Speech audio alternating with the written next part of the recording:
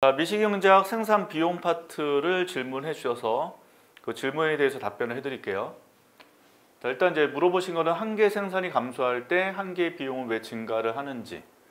원래 이제 한 개 생산과 한 개의 비용은 이제 역관계죠. 그래서 감소할 때 증가하고 증가할 때 감소하게 되는데, 일단 이제 감소하는 경우를 지금 물어봤고요.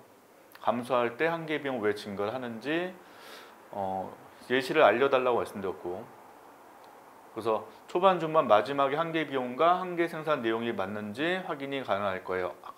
라고 물어보셨어요. 자, 일단 먼저 그림을 그려보고 그 다음에 또 숫자로 한번 해볼게요. 일단 이제 한 개 생산은 가로가 생산량이죠. 생산량. 그 다음에 세로가 한 개 생산. 그러니까 보통 이제 영어로 쓰면 노동 한 개 생산이기 때문에 MPL 이렇게. 그래서 한 개 생산 요 곡선이 이렇게 그려지는 게 일반적이죠. 그래서 요 형태를 저희는 이제 역U자 형태, 보통 U자가 이거니까 요 경우를 역U자라고 하거든요. 생산량 아니죠? 노동, 죄송합니다. 노동량. 그래서 역U자 이렇게.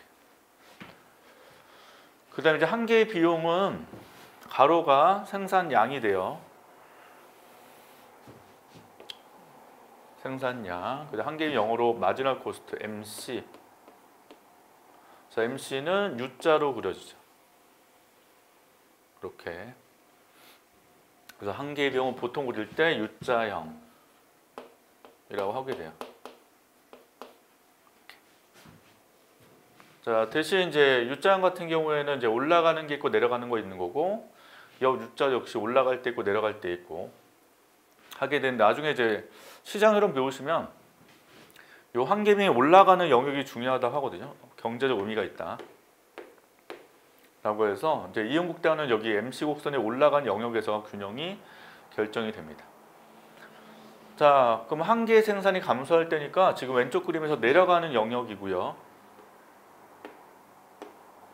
그 내려갈 때 한 개의 비용이 이렇게 증가하는 구간이 되거든요. 그래서 보통 이제 구간을 둘로만 딱 나눈다면 이게 노동 투입을 초반에 했을 때, 여기는 노동 투입을 뒤에 했을 때, 여기도 마찬가지로 생산량 초기 단계, 생산량이 한참 늘어나는 경우에 이렇게 구분할 수 있고요. 그래서 요거를 이제 할 때 식으로도 설명하죠. 한 개의 비용의 정의는 델타 Q분의 델타 TC 예요. 총 비용의 변화. 그래서 생산량이 10, 그 다음에 총 비용이 10. 생산량이 만약에 11, 총 비용은 12. 이렇게 하게 되면 생산량이 하나 더 증가할 때 총 비용이 10에서 2로 증가를 했단 말이에요. 이게 한 개의 비용의 변화죠. 근데 이제 한 개의 비용이 총 비용이 변화했다는 것은 총 가변비가 변화했다고 해석이 되거든요. 왜냐하면 이제 총 비용이 있고 여기 안에 이제 총 고정비 토탈 픽스드 코스트가 하나 있고 총 가변비 TVC가 있습니다. 고정비하고 가변비. 그럼 총 비용이 변화한다는 거는 가변비와 관련이 있는 거예요. 이게 고정비라는 것은 변하지 않는 비용이잖아요. 그래서 지금 총 비용 자체가 변한다는 것은 가변비의 변화로 인해서 총 비용이 변화하는 거거든요. 그래서 요거 식을 쓸 때 다시 델타 Q분의 델타 TVC 이렇게 쓰죠. 대신 이제 가변비는 노동과 관련된 비용이기 때문에 식으로 쓰게 되면 델타 Q분의 노동 비용이 들어가요. 그래서 델타 W 뭐 한 명당 임금 곱하기 노동의 고용량 이렇게 되는 거죠.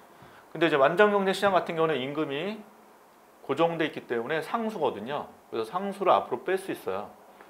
그래서 이거를 델타 Q분의 W 곱하기 델타 L 이렇게 되고, 다시 델타 L을 분모로 보내게 되면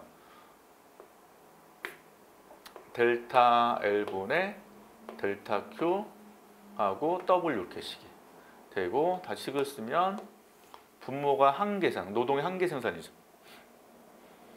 그래서 노동 변할 때 생산량 변하는 거기 때문에 여기 이제 MPL 그리고 W 대신 W 임금은 일정하다 라는 거죠. 그래서 지금 MPL 노동 한계 생산하고 그 다음에 한계 비용 역관계다 라고 하죠. 올라가면 감소하고 내려가면 증가하니까. 그래서 보통 이제 수학적으로 보통 이제 경제 공부하시는 분들 이렇게 접근하시는데 얘를 물어보셨어요.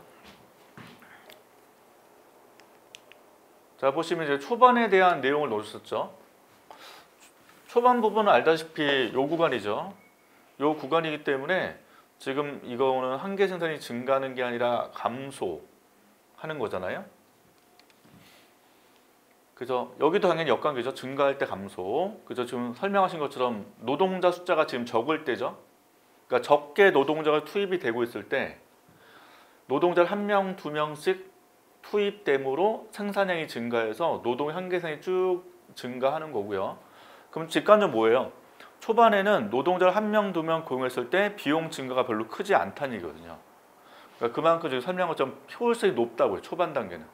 그래서 한계 비용이 감소하는 영역이 된다라는 거고, 뭐 중반 있고, 중요한 건 마지막 단계죠. 여기 오른쪽.